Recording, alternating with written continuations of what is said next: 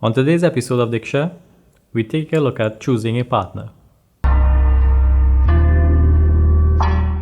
In our previous episodes on marriage, we covered the marriage vows, and especially the vows in Hinduism. So in today's discussion, we take a look at choosing a partner before even taking the step to marriage. Now,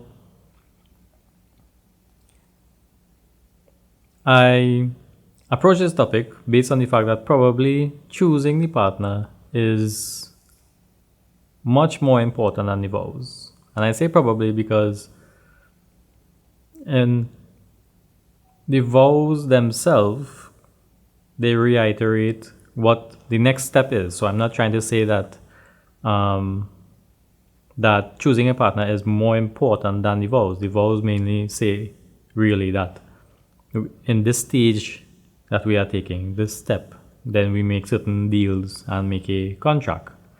But so choosing a partner is simply a different step. Now, one thing we have to understand is that men and women are different. And it's popular right now that with feminism and with women becoming more educated and entering the workplace, that there's equality in the workplace and equality in education and in the economics, like earnings and stuff like that. But fundamentally, we have to remember that we are all human beings.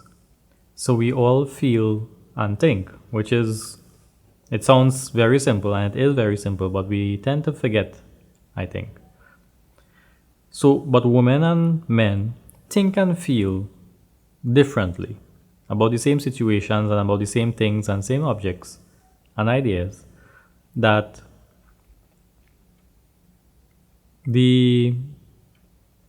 I will say the natural mode of women is to be in a more caregiving mood, and men tend to be in a more let's say analytical mood. And this is beneficial for example, in the household or in the marriage institution or raising a child, that one is a bit more analytical than the other, and one is more emotional and in a caregiving mode than the other. Now, when it comes to choosing a partner, how does this play into the scenario? And I think this is where we need to look at individuals rather than approach with the idea that everyone is equal and everyone wants the same thing, because that's just not the case.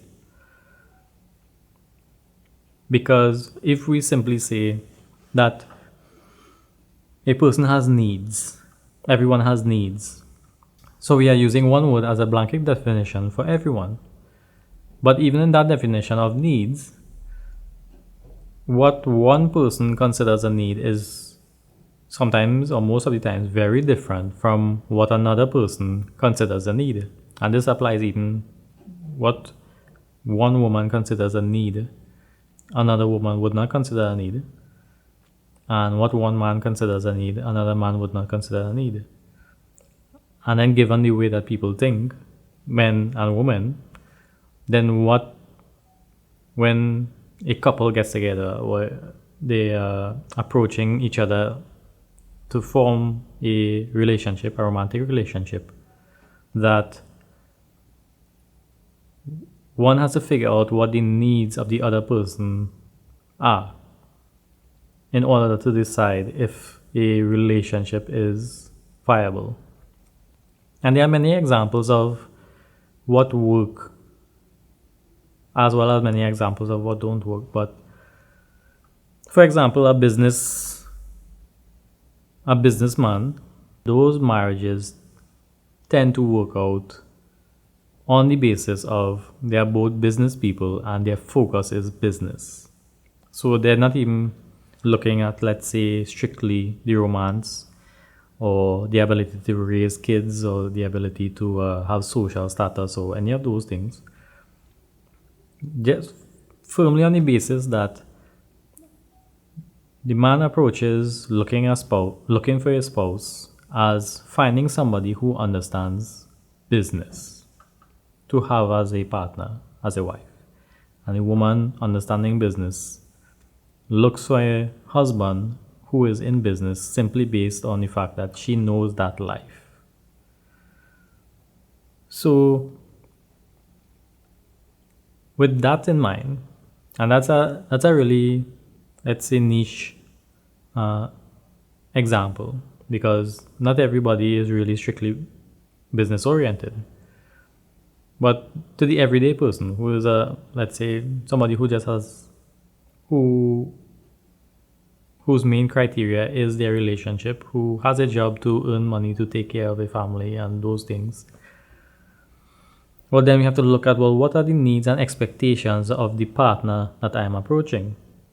So, and then it's not as clear cut as the business couple example, which is, well,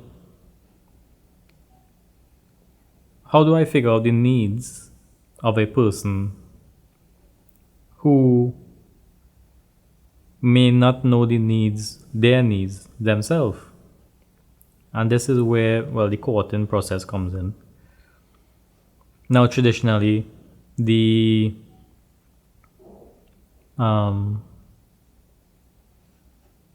elders, like the parents or the grandparents or sometimes the whole family, was involved in the process of selecting a person for somebody to get married to, because they had criterias and they would look at the qualities of the person that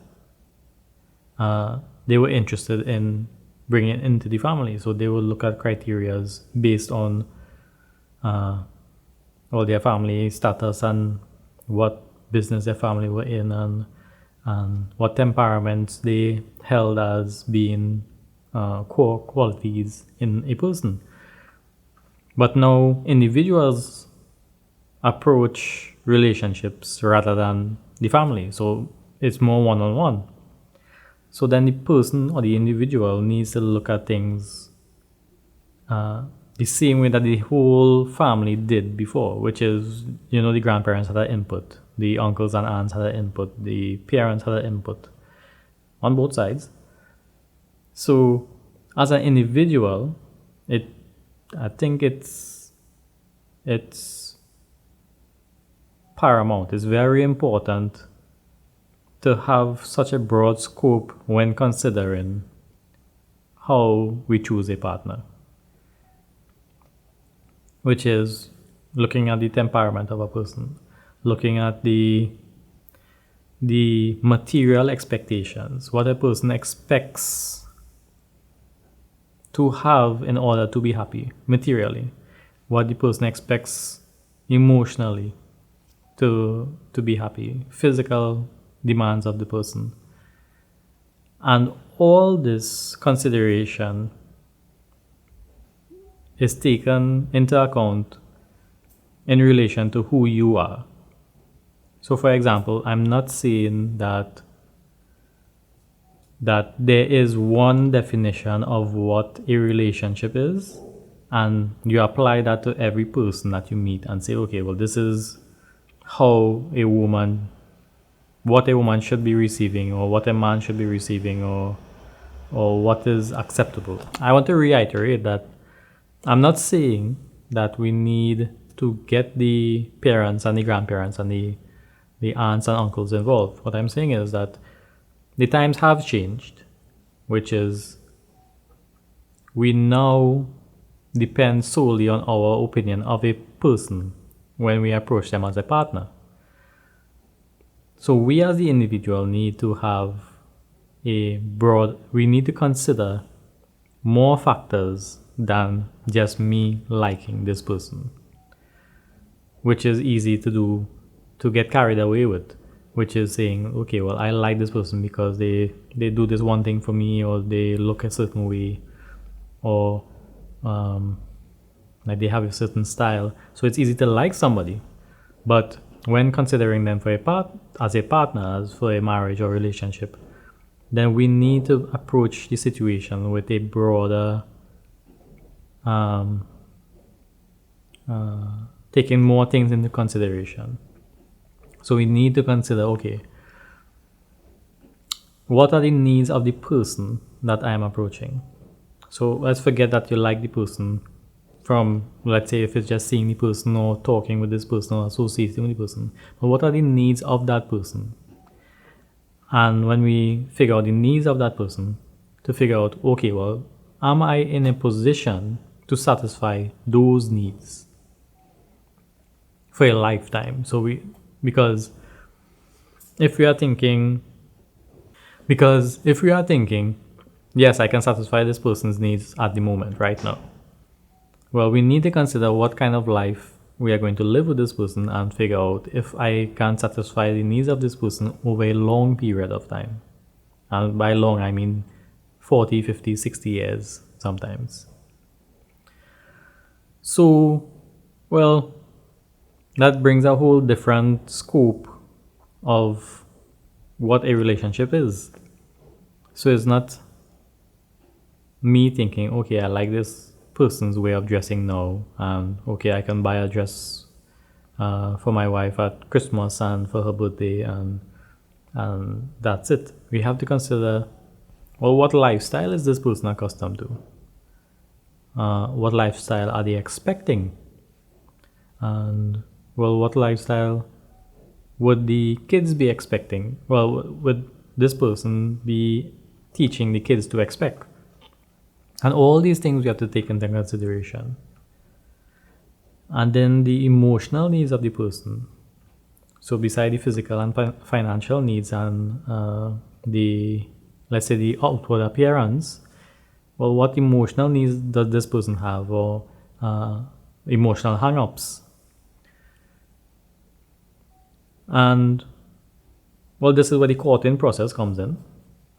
But also, this is where it's necessary. Because, like I said earlier,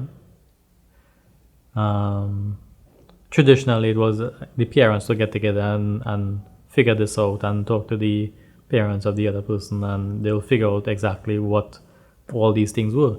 But if you as an individual you're dating somebody or courting somebody, then this you need to approach with these same questions. Probably not directly, if you are taking the time to observe the person to figure out exactly what it is that this person is doing, or if they are being real or not. If they are just putting on a facade. So I think this is very important. So I'm not saying we need to go back to the arranged marriage situation. What I am saying is that if we are choosing as individuals to seek out a partner, that we need to have the thought process that a whole board of elders had when they approached it. And probably this is the reason why a lot of relationships and marriages fail, which is we consider our own opinion and liking of somebody paramount without considering the actual situation, like the physical and emotional needs of the partner, and what I, as the individual, can deliver to the person. Because figuring out the needs of the person is the first step, but figuring out what you can supply over a period of time of 40, 50 years, that's the other part. So it would be helpful if you, as a person, know this before approaching a partner, because then, well, you take a lot of the guesswork out of it. So this is my thought process on how to go about choosing somebody for a long-term relationship and marriage. And this could even apply to a business situation as well. If you are entering a business with business partners, that figuring out what the other person needs and and figuring out what you can deliver. So I'd like to thank you for joining me today on Diksha. And as always, you can leave a bit of feedback or questions on our Facebook page, Sankhya Television, or you can email at info@sankhyatv.com, and we'll be happy to entertain any questions you may have or topics you would like to have discussed. So my name is Omkar, saying thank you for joining me on Diksha, and I will see you next time.